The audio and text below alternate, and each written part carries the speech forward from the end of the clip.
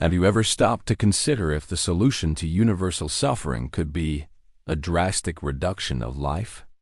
It seems unthinkable, but for one of the greatest antagonists in cinema, that's the only truth. Prepare to unravel the mind of Thanos, the savior who believed that annihilation was the path to cosmic balance. What leads someone to such an unwavering and disturbing conviction? Your perspective of the world might never be the same. In the vast and indifferent stage of the Marvel Universe, long before his name echoed as a harbinger of annihilation, there existed a planet, Titan. It wasn't just any world, but a cradle of advanced civilization, of stunning beauty and a prosperity that, ironically, would seal its fate. However, this prosperity was a fragile illusion. Titan, tragically and inevitably, witnessed its own downfall. Not due to an external attack from enemies or an unpredictable cosmic cataclysm, but from the relentless exhaustion of its resources, consumed by a population that grew without limits. It is in this scenario of slow and painful decline, where scarcity became a palpable reality and anguish infiltrated society, that we find the figure of Thanos in his formative years. The experience of witnessing his home disintegrate, not by an external force, but by his civilization's own inability to manage its population and sustenance, etched into his psyche a bitter, indelible, and profoundly distorted lesson.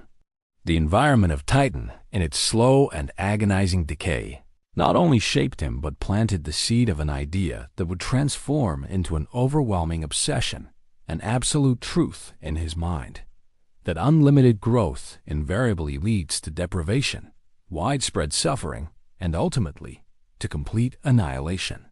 He saw hunger, diseases spreading, internal conflicts over what little remained.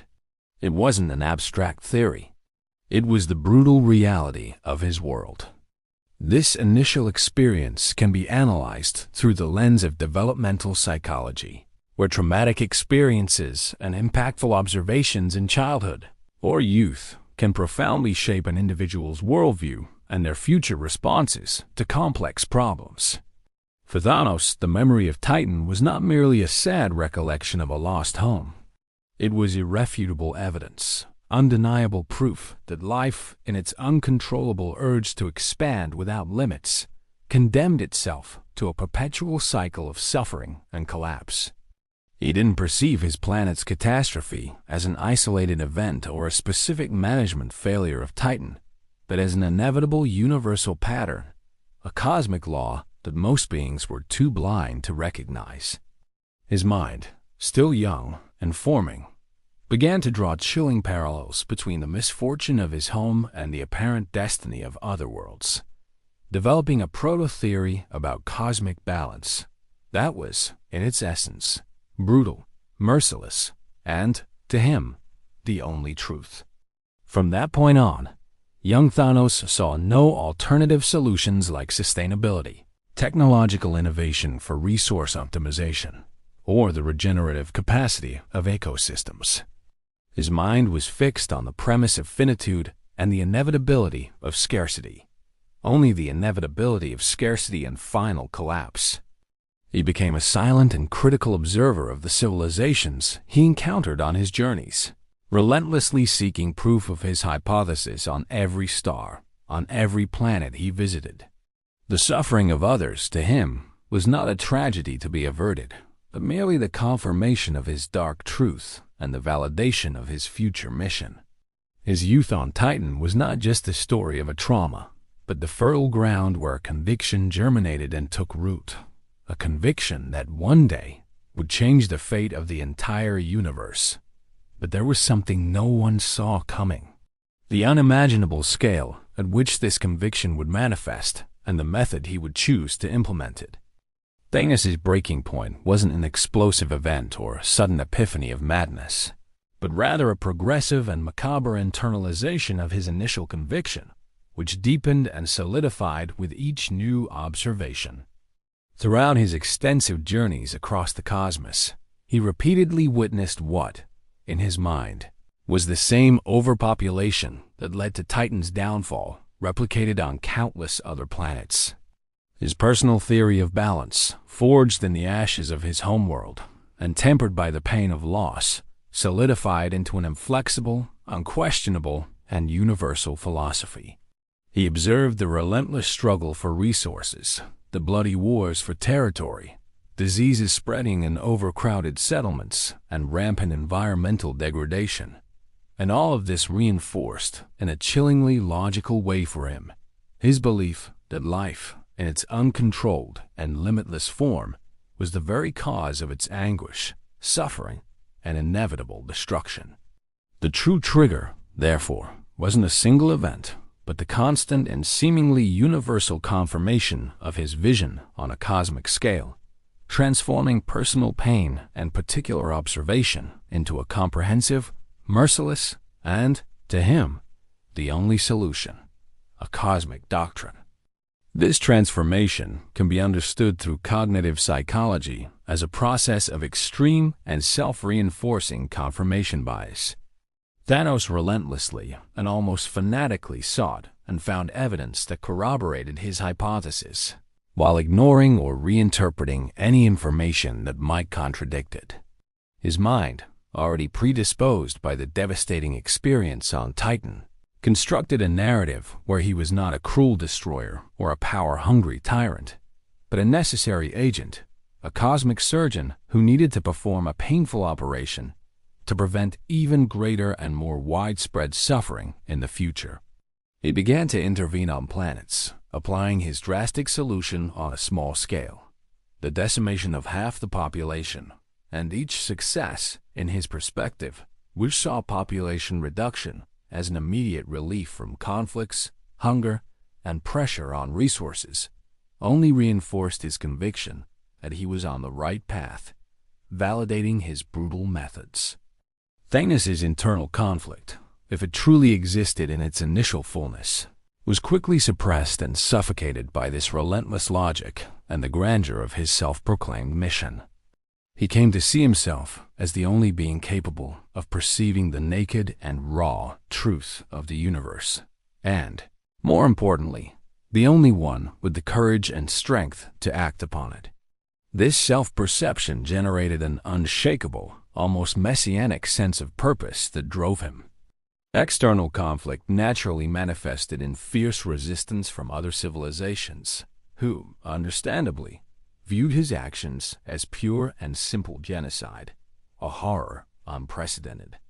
However, for Thanos, this resistance was merely the blindness, myopia, and lack of understanding of those who could not grasp the profound necessity of his universal cure. His transformation from the traumatized observer of a crumbling world to the convinced executor of a cosmic philosophy was complete and irreversible. And that's where everything began to unravel. For others, because for him, it was the dawn of a new and brutally conceived balance. With his philosophy firmly established and tested on a small scale, Thanos' singular and distorted mind began to shape his purpose into a grand, almost messianic structure, a mission that transcended any personal ambition. He was not a mere conqueror seeking power or territorial dominion.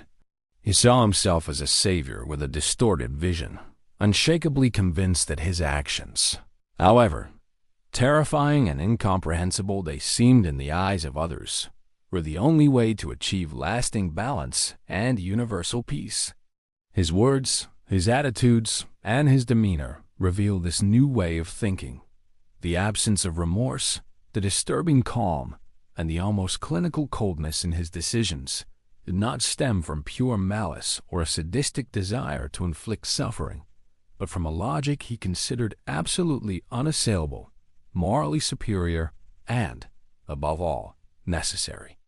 He observed life thriving after his interventions, with more abundant resources for the survivors, fewer conflicts, and an apparent harmony, and this, in his mind, served as the ultimate validation of the effectiveness and benevolence of his brutal method.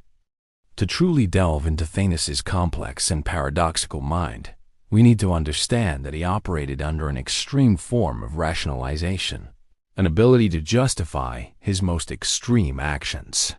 He convinced himself that his actions were the lesser evil, a necessary and inevitable sacrifice for a greater, more comprehensive good, the survival of the universe itself. This is a common characteristic in personalities with megalomaniacal tendencies or a strong messiah complex, where the belief in one's own importance and the singularity of the mission overrides any ethical or moral objections. Believing himself to be the only one with the courage, insight, and strength to execute the task that the universe desperately needed, he elevated his actions to an almost divine plane, above common notions of morality and empathy. For him, individual pain was a minor note, an insignificant noise in the symphony of existence, necessary so that the main melody, that of universal balance and long-term prosperity, could be played in its fullness. We can draw parallels with cognitive dissonance theory, where Thanos, to reduce the inherent discomfort of the violence and massive losses caused by his actions, justified them with an unwavering belief in his moral rectitude and the necessity of his purpose.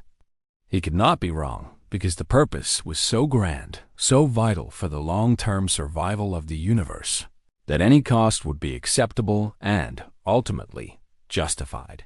Thanos' mind became an impenetrable fortress of conviction, where doubt and regret had no place. Every life spared, in his view, was an obstacle to balance, an extra burden on the finite resources of the cosmos, a threat to the future. And every life eliminated was an essential step towards universal salvation, an act of mercy on a grand scale. This conviction became so ingrained that it transformed into an unbreakable mental structure, where horror to others was simply the natural order of things for him, the path to true peace. But the true monster in its cosmic fullness and with the tools for its final vision was still dormant, awaiting the moment of its full manifestation. The act of total transgression for Thanos was not limited to pulverizing planetary populations individually, one by one, in a series of isolated interventions. His vision expanded beyond the borders of each world, encompassing the totality of the universe, embracing the vastness of the cosmos as his next and sole target. The true point of no return was when he conceived and relentlessly decided to seek the Infinity Stones. No longer merely intervening sporadically on isolated planets, he yearned for the ability to implement his solution on a cosmic scale, all at once, with a snap of his fingers that would echo throughout all existence. The worldview in his mind shifted completely and irrevocably. He would no longer be a local healer, a gardener of specific worlds, but the supreme surgeon of the cosmos, performing a procedure of unimaginable scale to excise what he saw as the cancer of overpopulation from all existence, simultaneously and indiscriminately. Here, the exploration of morality and ethics becomes crucial, complex, and terrifying. Thanos did not see himself as an immoral, perverse, or sadistic being. On the contrary, he saw himself as someone who transcended the common, limited morality of individual beings in the name of a higher ethic and a comprehensive worldview, the ethic of balance.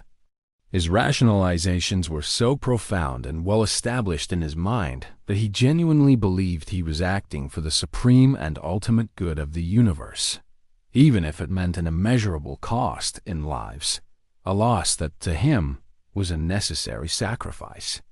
He presented the universe with a disturbing dilemma, a question that echoes in the mind of anyone observing him. What if he's right? This question forces us to confront the idea that the end, a supposed balance, and the eradication of future suffering can justify the means, even the most terrible and genocidal, when conviction is absolute and the agent sees himself as the sole bearer of truth and solution. This is the moment when Thanos' figure becomes truly frightening, not out of pure sadistic malice, but because of the cold, calculating, and impersonal logic behind his intentions. He did not revel in the suffering of the billions of lives he planned to erase. He saw it as a necessary and inevitable byproduct of a larger process and a cosmic urgency that most could not or would not see. His determination became unshakable, driven by a conviction that made him immune to any argument, any emotional appeal, or any opposition. He did not see the tears, but the future without tears that he was building. From this point on, there was no turning back for the mad Titan. His path was set, irreversible, towards what he saw as his destiny and the ultimate destiny of the universe. He was not a monster of chaos, but a herald of a brutally conceived order, an order that demanded the sacrifice of half of all life so that the other half could finally prosper. To delve deeper into Thanos' psychological analysis, it is essential to understand how, in his singular and disturbing mind, every step of his plan made undeniable sense, a logic he believed to be the only possible one. His logic, however distorted and shocking it may have been to most life forms, possessed an undeniable and chilling internal coherence. He based it on a simple yet inflexible principle, which he had witnessed on his own world and on countless others: the finitude of resources in a vast but inherently limited universe, and life's inherent tendency to reproduce exponentially, consuming those resources to exhaustion and collapse. In his view, the only way to avoid universal collapse, a fate he considered worse than non-existence itself, was a drastic, impartial, and galactic-scale pruning, a surgical intervention to save the whole. We can draw conceptual parallels with Malthusian theory, which, in its most basic and extrapolated form, suggests that human population grows geometrically, while food production grows arithmetically, leading to inevitable crises of scarcity, hunger, and widespread suffering. Thanos internalized this idea in an extreme and radical way, applying it on a cosmic scale and arriving at his own brutal solution: the eradication of half of all life. For him, every planet saved by his previous interventions, where survivors could enjoy renewed abundance and a life free from the pressures of overpopulation, became a practical case study, empirical data that validated his hypothesis and reinforced his unshakable certainty that he was doing the right and necessary thing. He did not act out of emotional impulses, passions, or desires for revenge, but out of a cold, dispassionate, and almost robotic calculation. His methods were efficient, brutally effective, and, to him, absolutely necessary. There was no hatred in his actions, only the relentless need to apply the formula for balance. This absence of genuine emotion, this almost clinical distance from his victims, made him even more terrifying, as it eliminated any possibility of dissuasion, negotiation, or moral appeal.